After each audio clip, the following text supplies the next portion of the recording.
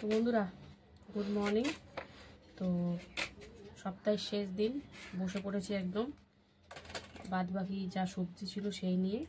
তো সবজির মধ্যে ছিল এই যে ওলটা, আর এখানে রয়েছে এই যে কাঁকরোলটা যে তো ভাজা করবই, তাই দেখো গোল গোল করে কেটে নিচ্ছি। ওই বড় কাঁকরোল দুটোই একটু বুড়ো হয়েছিল, এছাড়া কিন্তু ঠিকই আছে। তো আমি মনে করি তরকারির থেকে আমার ভাজাটাই বেশি ভালো লাগে, যেটা আমার কর্তার ভালো লাগে না। আর এখানে দেখো আলু কেটে নিয়েছি। তো কি রান্না হবে সেটা আস্তে আস্তে দেখতেই পাবে তোমরা, আর একদম সিম্পল রান্নাই হবে। তো এখনো কিছু বসাইনি। ওলটা ঠিক আছে? হ্যাঁ, ওলটা এখনো ঠিক আছে। ওলটা কিন্তু আগে সিদ্ধই করব ভেবেছিলাম, এর আগে ডিসাইডেড ছিল যে তরকারি করব, না তরকারি না, সিদ্ধই খাবো, সিদ্ধতে বেশি মজা। আরও যারা একটু বেশি করে লঙ্কা ফঙ্কা দিয়ে মাখে তারা তো আর বেশি মজা। আমি তো ঝাল খাই না। তা সবাই কি সিদ্ধই খায়? না না, খাই না কেন, ওই ডাল না খায়। ওই ইস্যু করলে শক্ত হয়ে যাবে ব্যাং, তাও চটকে চটকে রাখলে তাও থাকবে। তরকারিটা আমার ঠিক পোষায় না। তো যাই হোক, এই যে ওল কাটা চলছে একদম সুন্দর করে সাইড ফাইডগুলো। তো এদিকে আলু ভাজার মতো একটু আলু কেটে নিয়েছি, আর এইদিকে কাটা চলছে ওল।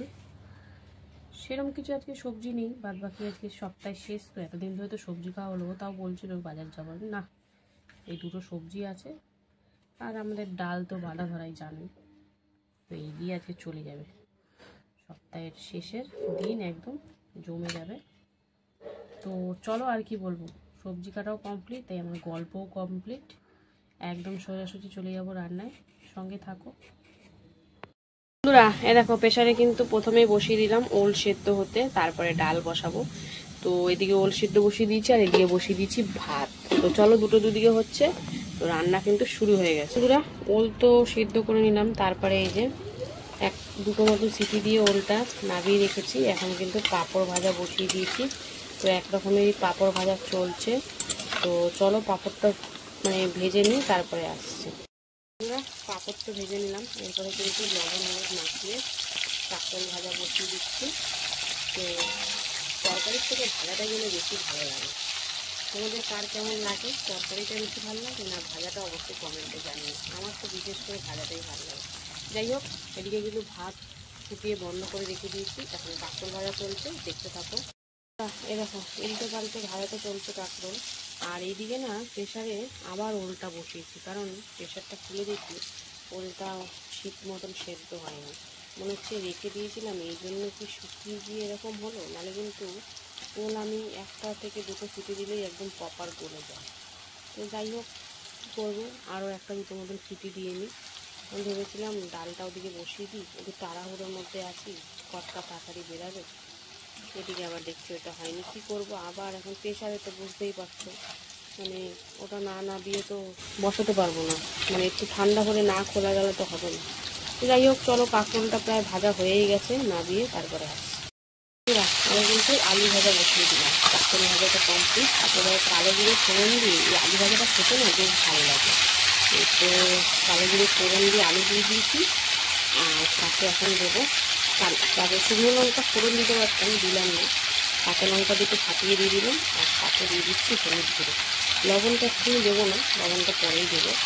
এই আলু ভাজাটা না বেশ ভালো লাগে। একটু পেঁয়াজ দিয়ে তোমরা দিতে পারো, আমি পেঁয়াজ দেবো না, পেঁয়াজ ছাড়াই করবো। বেশ সুন্দর করে নাড়াচাড়া দিয়ে একদম লাল লাল করে ভেজে নেবো। এই আলু ভাজাটা না প্রায় আমি রাতে করে থাকি, রুটির সাথে বেশ ভালো লাগে। তো আজকে ভাতের সাথে খাওয়া হবে, আলু ভাজা অনেকদিন খাওয়াও হয় না, সব কিছুর সাথে দিয়ে তো খাওয়া হয়, যেমন ভাজাভুজি অন্য কিছু করলে বরবটি বলে, ভেন্ডি বলে, উঠতে পারে, কিন্তু এরকম নর্মাল আলু ভাজা খেতে কিন্তু দারুণ লাগে। আলুটা কিন্তু বেশ ভালোই ভাজা হয়ে গেছে। এখন দিয়ে দিলাম কিন্তু লবণ দিয়ে এবার 2 থেকে 3 মিনিট মতন একটু ভেজে নেবো, তারপরে কিন্তু আমার আলু ভাজা কমপ্লিট হয়ে যাবে। তো কালো জিরে ফোড়ন দিয়ে আলু ভাজাটা খেতে ব্যাপক লাগে।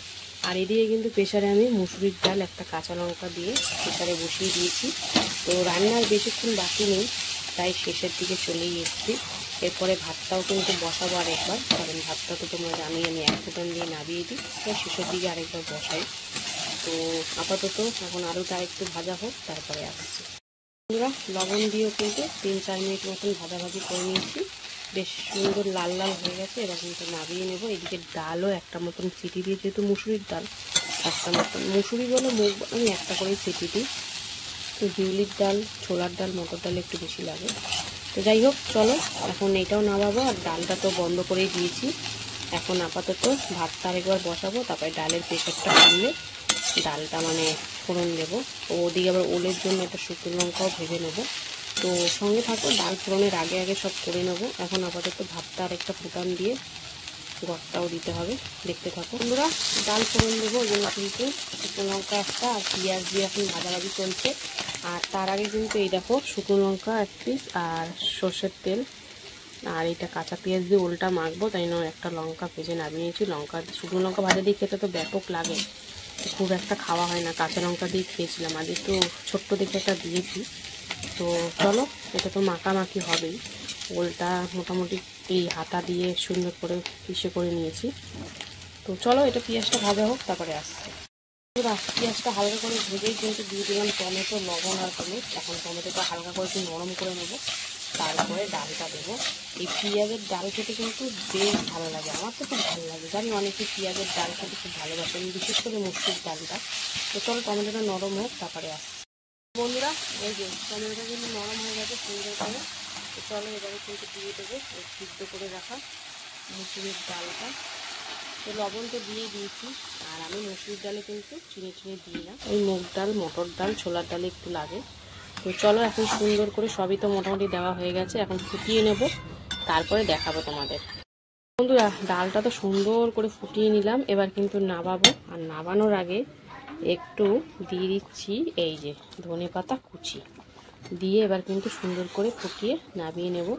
তো এই ছিল শনিবারের সপ্তাহের শেষের রান্নাবান্না।